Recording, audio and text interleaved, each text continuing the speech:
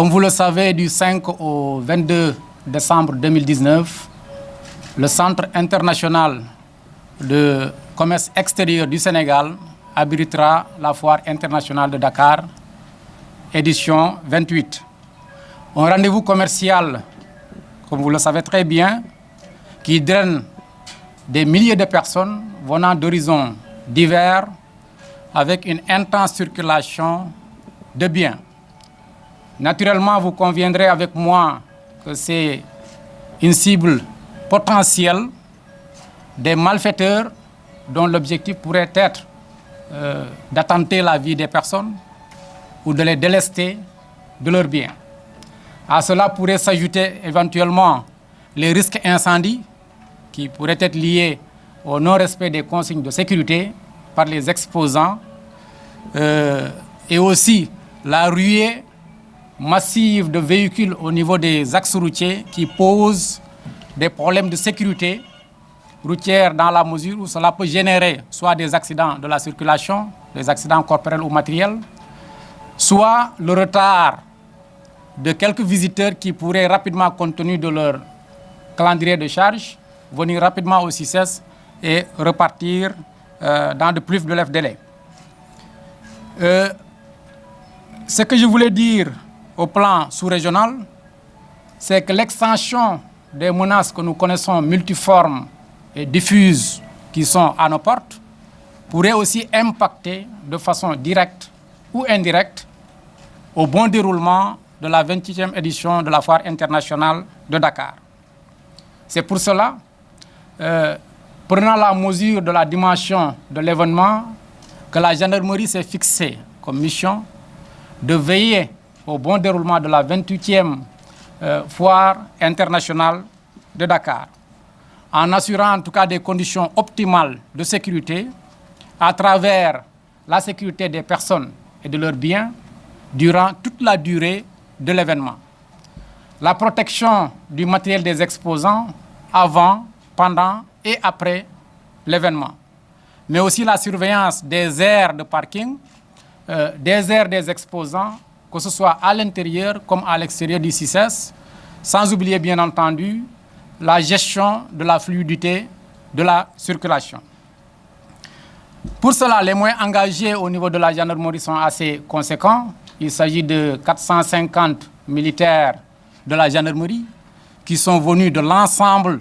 de la diversité de ces services, qu'il s'agisse de la gendarmerie territoriale, qu'il s'agisse de la gendarmerie mobile, mais qu'il s'agisse particulièrement des unités spécialisées. Et quand on parle des unités spécialisées au niveau de la gendarmerie, il s'agit principalement de l'unité de scanner mobile, que tout le monde connaît, qui est installée à Diamniadio, mais qui va déplacer ses services ici pour le scanning de tous les véhicules qui rentrent au CICES. À cela s'ajoute un dispositif du groupement d'intervention de la gendarmerie nationale. Naturellement, quand il y a une forte mobilisation,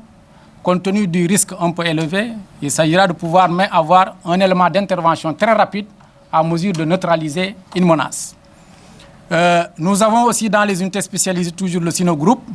comme vous le voyez, qui sont pourvus de chiens, aussi bien en explosifs qu'en chiens drogue, pour pouvoir fouiller les stands, mais aussi fouiller les véhicules à l'entrée en sus du dispositif de scanner mobile.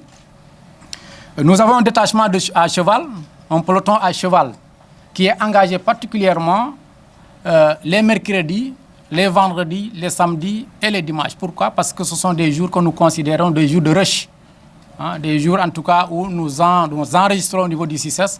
énormément de visiteurs qui nécessitent en tout cas un dispositif adapté pour assurer leur sécurité. Un détachement de motocyclistes pour la fluidité du trafic, parce que il ne peut pas manquer des congestionnements au niveau des axes routiers qui vont nécessiter forcément des mesures additionnelles pour mieux gérer la fluidité du trafic. Des moyens spéciaux consacrés uniquement aux panneaux, comme vous le voyez à l'entrée du PCO, des panneaux halte gendarmerie, des cônes, tout cela pour pouvoir canaliser aussi bien les visiteurs que les usagers de la route. Alors, l'innovation majeure de cette année consiste à la mise en place par la direction du CICES d'une vidéosurveillance aux endroits critiques Je me réserverai peut-être le droit de vous dire exactement où est-ce qu'ils sont placés. Ce qu'il faut retenir à ce niveau, c'est que cette vidéosurveillance dont la mosaïque est disponible ici, à l'intérieur du PCO, nous permet d'explorer les endroits les plus reculés, les plus cachés, d'ici afin d'identifier les menaces éventuelles, mais de pouvoir rapidement dépêcher un élément d'intervention pour d'éventuelles vérifications, mais en cas de commission d'une infraction aussi, pouvoir rapidement revenir sur le film et pouvoir identifier les auteurs.